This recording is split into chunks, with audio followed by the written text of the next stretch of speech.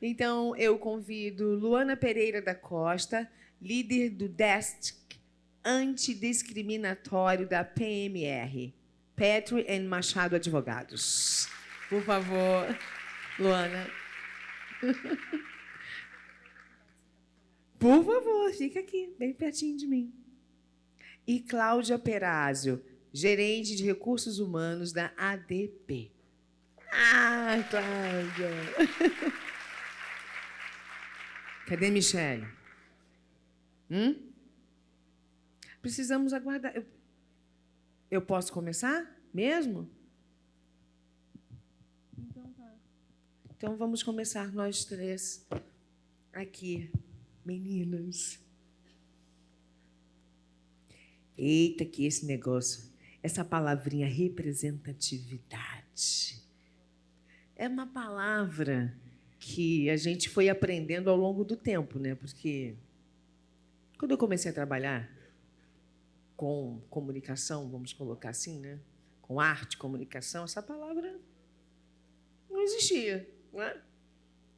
Apesar de eu já estar fazendo parte de uma representatividade, né? Mas a gente desconhecia essa palavra, desconhecia a importância que ela tem, na verdade.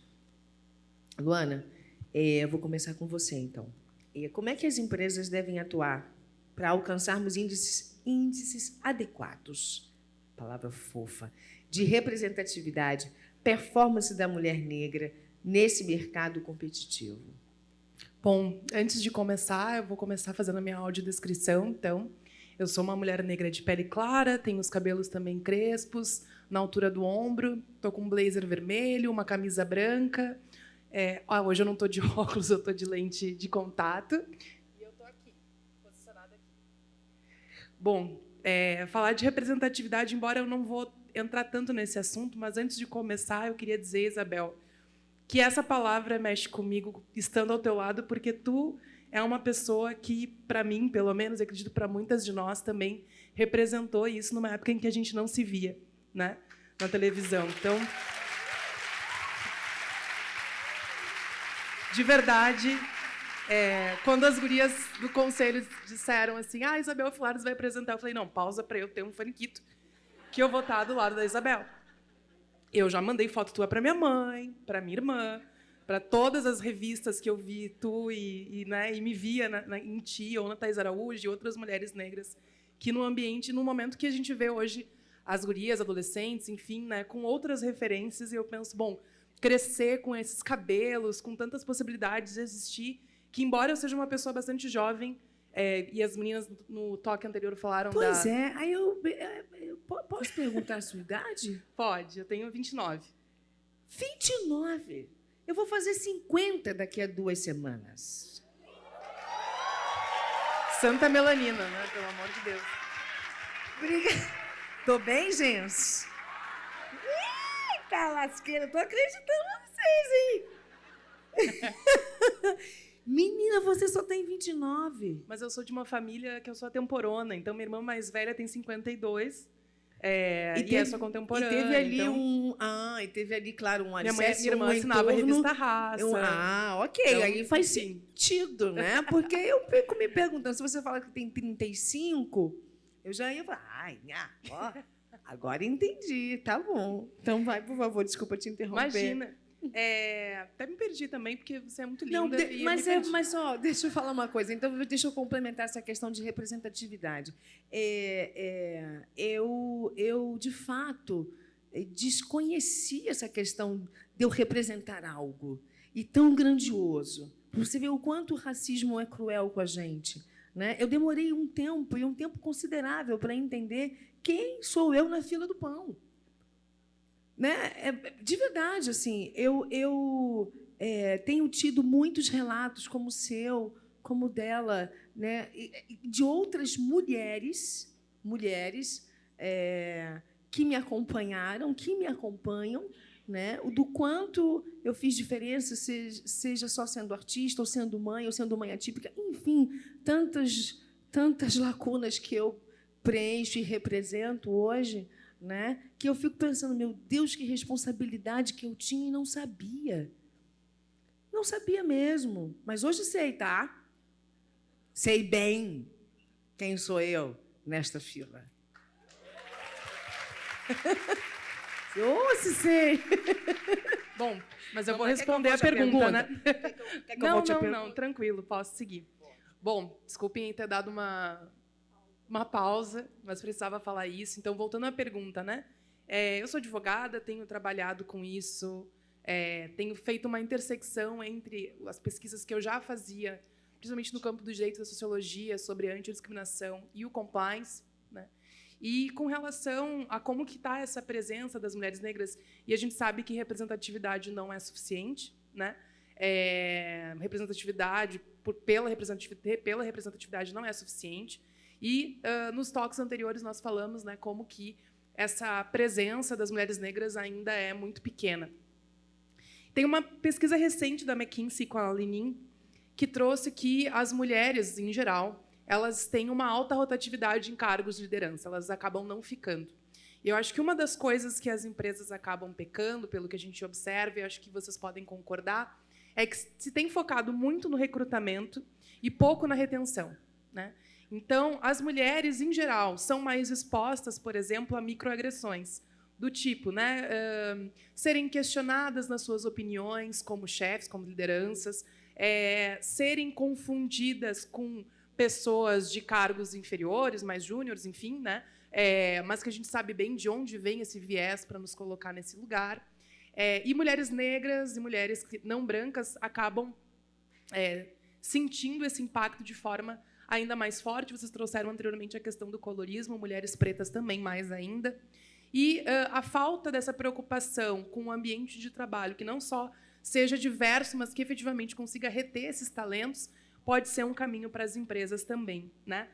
Acho que essa pesquisa também traz vários insights interessantes, por exemplo, a ausência de suporte psicológico para essas mulheres, né, que acabam enfrentando condições de burnout. Então, no toque anterior também você perguntou, né?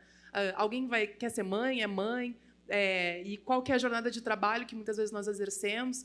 E nos ambientes de trabalho, acabamos exercendo não só ao que nós somos contratadas, mas também um esforço em diversidade e inclusão e um esforço, muitas vezes, de suporte psicológico e emocional para outras pessoas ali da equipe, que não é remunerado, que não é reconhecido. E isso também não é só uma impressão minha, mas a pesquisa também fala isso, né?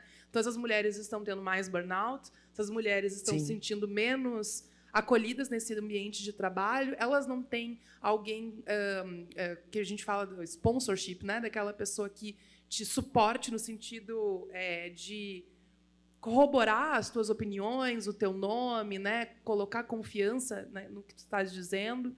Então, tudo isso são lugares que eu acho que as empresas podem ir, com benefícios de trabalho para essas mulheres, com jornadas mais flexíveis, e mais adiante eu vou falar um pouco disso, que a gente vai falar da lei do Emprega Mais Mulheres, enfim, né? E também na próxima pergunta eu quero falar mais sobre isso, mas de endereçar as microagressões, de fato, né? Seja a partir dos programas de compliance, por exemplo, ou de treinamentos corporativos, mas começar a endereçar essas questões também. Eu digo também que a gente pode colocar a questão do etarismo aí, né? Aí eu estou me colocando nesse lugar, porque muitas das vezes as mulheres, por exemplo, que saem, né, que se dão o direito de serem mães, na hora delas retornarem para o mercado de trabalho, isso se torna dificílimo do lado de cá, porque se ela não tiver uma rede de apoio, complica, né? E se do lado de lá, no caso a empresa, ela não entender que ela precisa dessa rede de apoio de ambos os lados, né? Ter uma flexibilidade na questão de horários, por exemplo, né? Porque a gente tem jornadas duplas, triplas, é uma loucura. Então, às vezes, vai ter o burnout, vai ter, porque a gente fica aqui no subconsciente da mulher preta que ela precisa ser 2, 3, 4, 5 vezes melhor do que a outra. A gente traz isso, a gente ainda traz isso, isso precisa ser quebrado. Vai demorar um pouco, mas a gente... O que pode contribuir para isso, Isabel? Ver pares. Ter pares aonde você está. Esse é um grande diferencial que vai fazer com que essa mulher olhe para o lado, ela possa dividir, por exemplo, numa simples conversa. Não, eu estou cansada, porque... Não, eu estou errada? Cláudia, fala para mim. Certíssima, certíssima. Eu também já tietei você mais cedo, né, gente? Claro. Adoro. E deixa eu me autodescrever. Sou Por uma mulher favor. preta, da pele retinta, Sim. cabelo black, já mostrando os Black meus Power. 50 e alguns anos. Ah, lindona. Uma saia preta e uma blusa branca e um colar Colorido lindo. colorido senegalês, que uma Senegalês. preta senegalesa fez para mim com muito amor. Que lindo, lindo. E é isso. A representatividade é um nome forte, é uma palavra forte e que durante muito tempo nos distanciou de nós mesmos, né?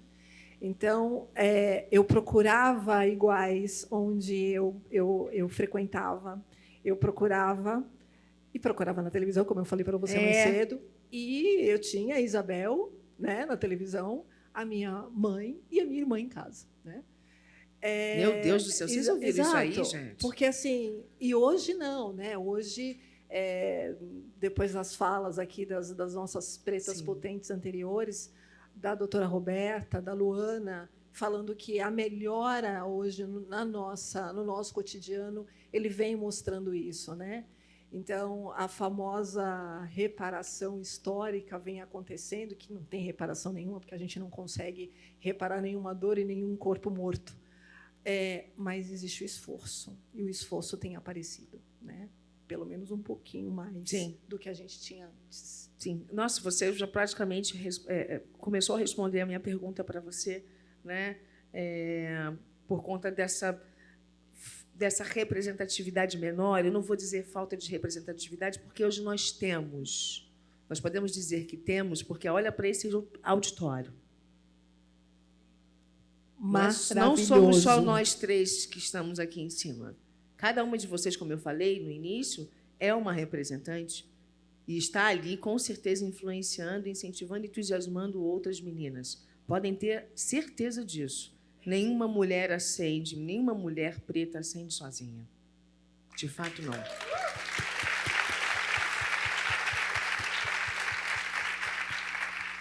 Então, a minha pergunta, complementando o que você acabou de dizer, é como as mulheres são avaliadas e percebidas nos ambientes profissionais. Você já começou a responder para mim. É aquele famoso estereótipo, né? Onde a mulher preta foi vista durante muitos anos, muito tempo, como uma serviçal.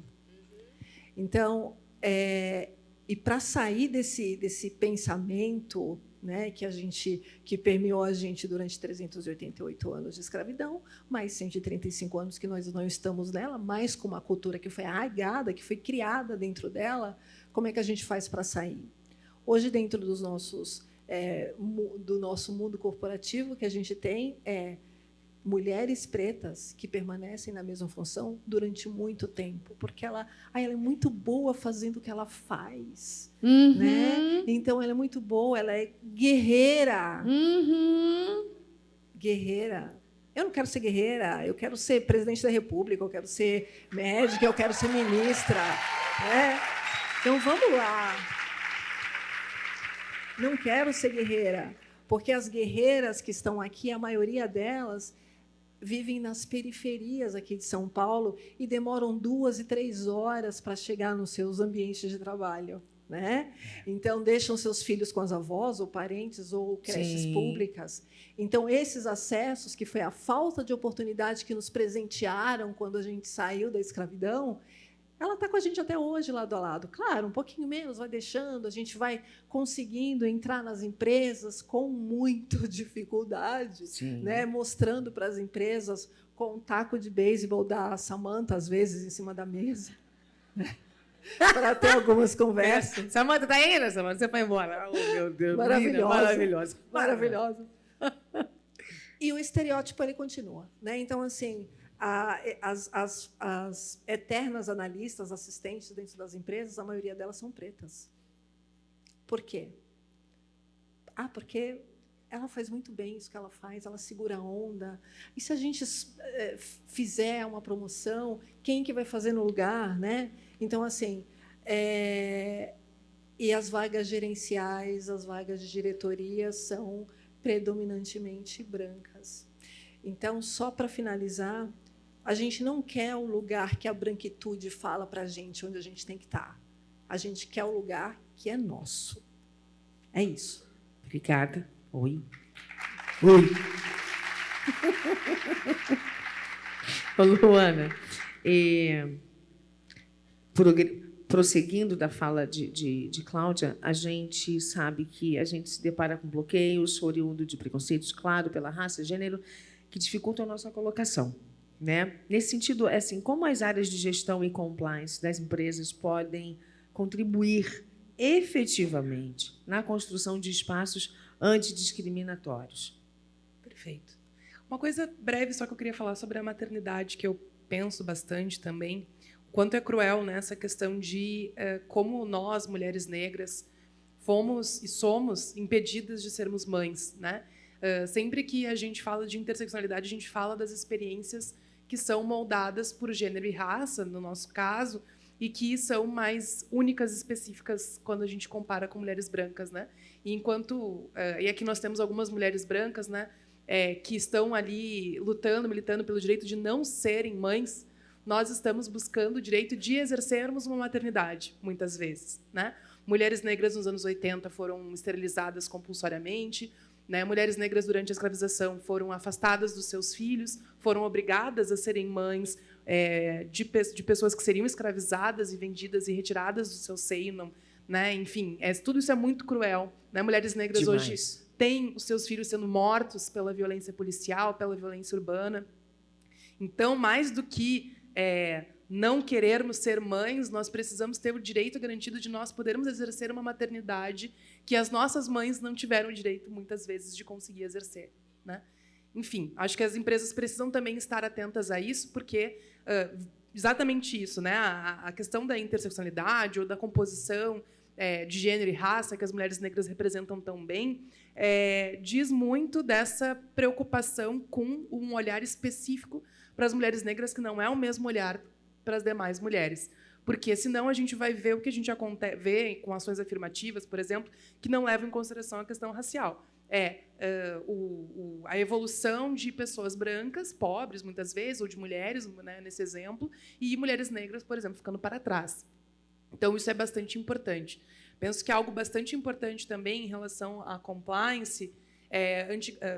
Os toques anteriores também vocês trouxeram da Lei da Igualdade Salarial. O que é o compliance, né? Para quem não é da área do direito ou não precisa ser da área do direito para ser do compliance. É uma coisa nova também, né? É uma Sim. palavra nova, vamos dizer assim. Não é novo, mas é uma palavra que vem ganhando, né, mais força, né? E a exigência que as empresas tenham programas de compliance. A ideia de programas de compliance de uma forma bem ampla, quem entender mais de compliance vai me julgar um pouco, mas só para falar de uma forma mais simples, buscar adequação às legislações externas, mas também a normas internas, né, e garantir essa conformidade. Em resumo, bem resumo. Uma coisa que eu vejo, que eu penso que é uma dificuldade das empresas, talvez vocês concordem comigo, é identificar que questões de discriminação são questões de compliance. Isso muitas vezes é jogado para o pessoal de people, para o pessoal de diversidade e inclusão, para o pessoal de ESG, e não é tratado como uma violação a uma legislação, né? Do meu ponto de vista como advogada, a gente tem diversas legislações que proíbem a discriminação, tanto no ambiente de trabalho como no ambiente público, privado, e nós não temos essa visão de que isso é, sim, um descumprimento de legislação. E a lei que garante a equidade, né, busca garantir a equidade salarial, ela fala nessa necessidade das empresas publicarem relatórios semestrais de transparência sobre os critérios adotados pelos nos salários das pessoas e que faça também essa intersecção de gênero com raça e outras variáveis. Essa lei ela não deixa de ser algo que o compliance precisa estar atento, porque se o relatório não for publicado, é possível a aplicação de multa, é possível a fiscalização. Se alguém for discriminada por conta de gênero ou raça no exercício do seu trabalho, como a Samantha trouxe, né? Fazer o mesmo trabalho que eu, o cara fazia pior e ainda ganhava menos. Qual que é o critério remuneratório? Existe transparência nisso ou não? Né? Isso também gera um risco de e agora sendo bem técnica, assim, né? Gera um risco de um passivo judicial para a empresa. Então, a gente fala muito isso no compliance. Não vai ser para prender pelo amor, pela ética e pela luta, que seja pela dor. Então, né? Então, pela dor existe um risco. E se as empresas não estão olhando para isso e não tem um programa de compliance atentos a isso, está deixando escapar um risco. Uau, gosto dela. Eu também gosto de ti. Eu também.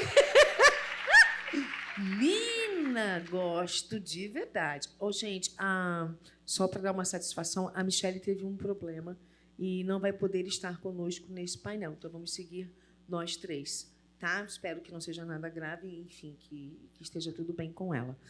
Bueno, Cláudia, Oi. o RH é um setor elementar na estratégia de inclusão, diversidade e equidade. Né?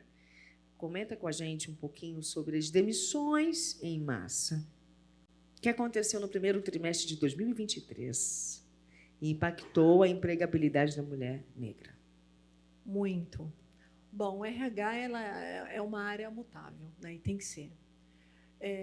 As empresas vieram se adequando aí ao longo, né, de alguns 2, 3 anos, vamos falar assim, um pouquinho mais, em relação à diversidade e inclusão. Então, houve aí a entrada de vagas afirmativas no mercado, por exemplo, né? As vagas afirmativas para as mulheres negras ou para a comunidade LGBTQ, e assim foi. A gente está falando de 2, 3 anos, a gente não está falando de uma enormidade de tempo. Demissão em massa, que o pessoal chama agora de maneira muito chique, layoff. Como é que é? Não deixa, não é? Como é que é o nome? As layoffs que o pessoal está fazendo. Então, assim... Uhum. É para ficar bonitinho, É para né? ficar bonitinho, Ai, mas assim... que raiva que eu tenho disso, gente. Isso não torna bonita a palavra que é demissão em massa, de forma alguma. Então, americanizar nunca tornou algo mais bonito, né? Mas é uma forma diferente para falar demissão em massa. Uhum. Então, se a gente está falando, Isabel, de vagas afirmativas, de um trabalho mais forte das empresas nos últimos anos, para abrir as portas, né, para a diversidade e inclusão, e aí eu não vou falar aqui um pouco tarde, a gente já sabe disso, a gente está falando disso aqui desde as 9 da manhã. Normalmente, quem entra por último sai primeiro. Então, se nós estamos falando das últimas... Né, a senhora está me respondendo uma questão que vive na minha mente há algum tempo. Exato. Né? Então, o que acontece? Primeiro que a gente sabe que as layoffs que aconteceram, a maioria delas foram nas empresas de tecnologia. Né? Então, até mais ou menos janeiro desse ano, a maioria na área de tecnologia. E uma colega falou aqui, eu acho que no primeiro painel, que nós, mulheres negras, ainda não somos a maioria neste pedaço da tecnologia. Vamos lá. Layoffs, empresa de tecnologia, né? E as mulheres negras que aí não fazem parte do maior pedaço de bolo. E, lógico, que quando acontece as demissões em massa, já que chegamos por último através de vagas afirmativas, e aí eu não vou falar assim, é aquela turminha que entrou na cota. Não estou falando disso, não. Estou falando das vagas afirmativas. Vamos ser as primeiras a deixar essas cadeiras no caso das demissões em massa. Então, respondendo a sua pergunta, sim, chegamos, sentamos, nos apropriamos daquele lugar e depois alguém chegou e falou assim, agora, como a gente está indo embora do Brasil ou como a gente está com uma demissão em massa, a gente vai precisar reduzir o quadro e, logicamente, que para aquele pedaço onde a gente tem as vagas afirmativas, elas serão as primeiras a serem visualizadas, infelizmente. Então, é dessa forma que nos impacta diretamente. Então, se a gente já não tem uma representatividade muito grande na área de tecnologia, pensa você. E ainda quando tiver essas layoffs, nós fomos prejudicadas diretamente. Né? Entendi. Infelizmente. Bom, vamos voltar um pouquinho aqui para o compliance. Diante de casos de assédio moral, sexual e outras violências, né, no âmbito profissional, né, qual é a importância da Lei 14.457/22, que institui o programa Emprega Mais Mulheres? Eita, que essa agora eu vou ficar aqui, ó. Antes de eu responder essa pergunta, Claro. eu queria ainda trazer um ponto importante. Por favor. Penso eu, né? Olha, eu audácia, um ponto que eu acho que é importante. Importante. Que tu trouxesse, né? Tu falou que a americanização da palavra não transforma ela numa coisa boa. E, pelo contrário, a gente tem que tomar muito cuidado dos ventos que estão vindo de lá. Exato. Né? Em relação às ações afirmativas, a gente tem um backlash, que a gente fala, né? Uma reação contrária bem forte, institucional em relação a isso. Né? Dentro do campo do direito, da ciência política, a gente fala do backlash justamente como isso. Né? Uma reação institucional contrária à evolução de direitos de pessoas, partes de grupos minorizados. Né? Então, se de um lado a gente vê um movimento das empresas, agora recentemente a B3 também colocou como uma obrigação, que não é bem uma obrigação, mas, enfim, de termos mulheres e pessoas de grupos subrepresentados nos conselhos de administração e em diretorias estatutárias, a gente pode observar, e a gente tem que estar sempre atenta a isso, há movimentos institucionais estatais de enfim, né, regressão desses direitos. Então, nada é tão dado assim. A gente viu agora nos Estados Unidos que as ações afirmativas em universidades foram consideradas contrárias à Constituição dos Estados Unidos, o que é um absurdo. Né? E, inclusive, com a votação de um homem negro. Então, a gente tem que ter muita atenção a isso. Fiz só esse ponto porque a gente fala, às vezes, do direito, parece que é a panaceia. Né? Eu venho de um campo, venho do direito, mas também venho muito de um campo de estudo na sociologia também, né? E não é. Então, não está dado. Em relação à Lei Emprega Mais Mulheres, ela é uma lei importante, ela traz alguns incentivos, por exemplo, a flexibilização do trabalho, proteção da maternidade, da parentalidade, na verdade, que acho que é bastante relevante, né? Não é uma obrigação, mas é um incentivo às empresas que adotem isso. Em relação às obrigações, fala da obrigatoriedade da instalação de, se não houver, de um canal de denúncias que seja anônimo, para recebimento de denúncias de assédio moral, sexual e outras formas de violência no trabalho. E aí também tem uma obrigação ali das empresas de fazerem capacitações de 12 em 12 meses, treinamentos sobre esses assuntos, né? E isso tudo pode ser também fiscalizado pelo Ministério Público do Trabalho. Isso é um ponto importante quando a gente fala de compliance e gerenciamento de riscos. Mas, além dessa questão da obrigação das empresas, que deve ser observada e que já está em vigor desde março desse ano, então, se vocês não tiverem isso nas empresas de vocês, é bem importante, né, já se preocupar tanto com isso quanto com os relatórios semestrais de transparência de critérios remuneratórios, né, que a gente falou da Lei da Igualdade Salarial. Mas um ponto que eu queria chamar a atenção é do processo de investigação de casos de assédio moral e sexual, e de discriminação também, que é algo que a gente tem enfrentado dificuldades. Porque os casos de discriminação, e tu vai saber bastante disso, e os casos de assédio sexual, principalmente, eles não têm provas tão nítidas como, por exemplo, um caso de fraude, de corrupção. Né?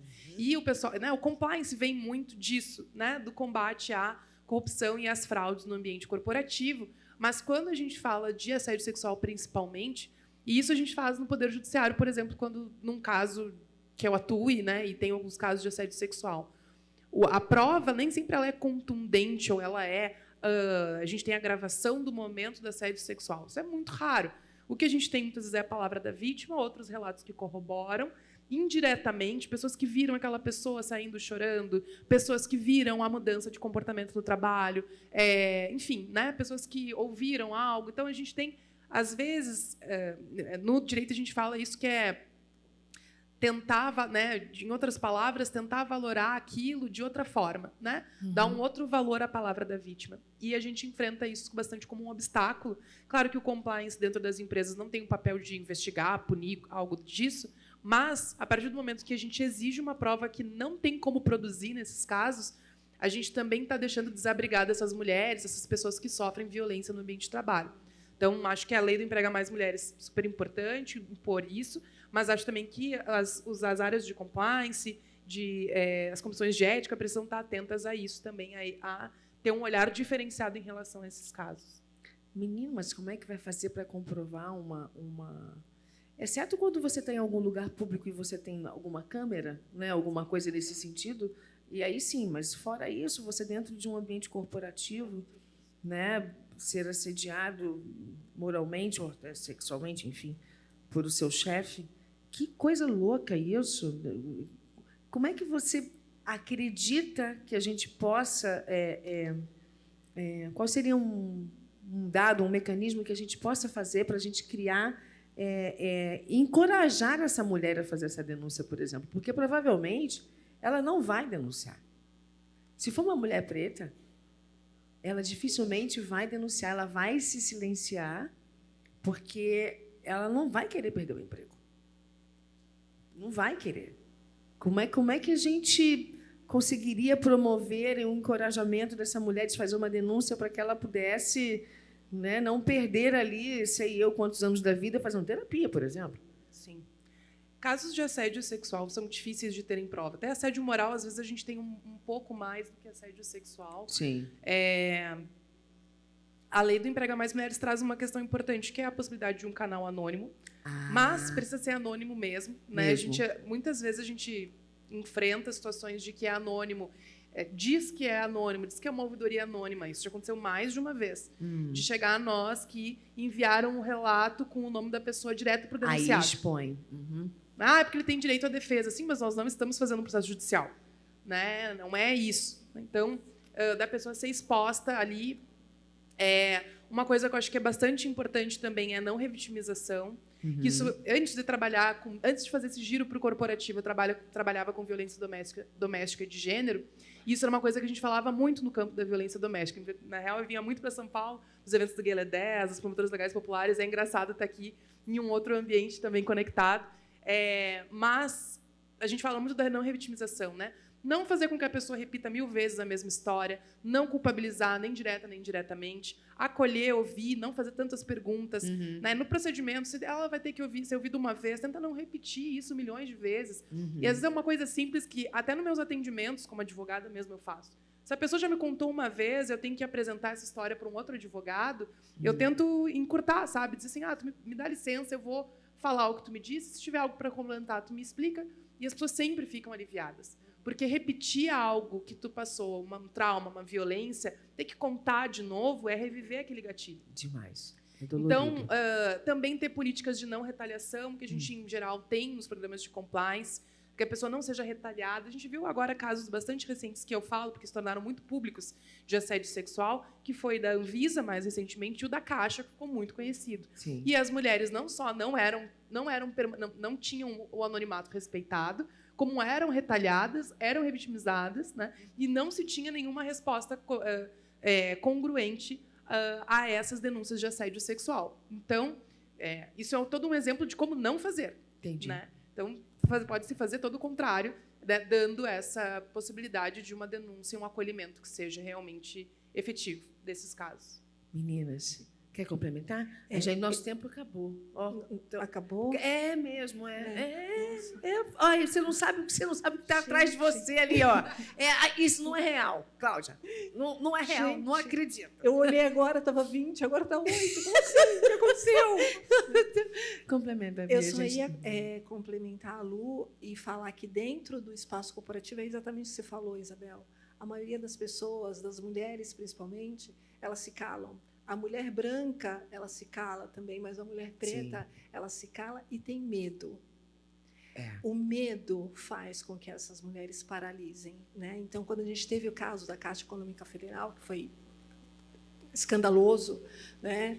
Mostrando aquilo tudo, que é o que uma empresa séria tem que dar para uma colaboradora no momento que isso acontece, porque isso é invisível às vezes, né? Então você não tem como saber. Então, quando chega até você, é claro que você tem que fazer a coisa certa. O acolhimento e ouvir mais do que inferir ou julgar é muito importante. Então, quando você ouve aquela, tem que ser um ambiente seguro, ela tem que se sentir segura, porque isso pode estar acontecendo com outras e outras e outras, né? Então, assim, tem que ser muito seguro. Então, você tem que fazer o acolhimento e a escuta ativa. Muito obrigada.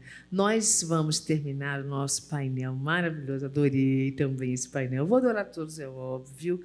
Vamos para o nosso almoço, 1h20 de almoço, minhas queridas, queridos e queridas. E obrigada, Luana. Obrigada, Cláudia. Eu que agradeço. Pelas falas.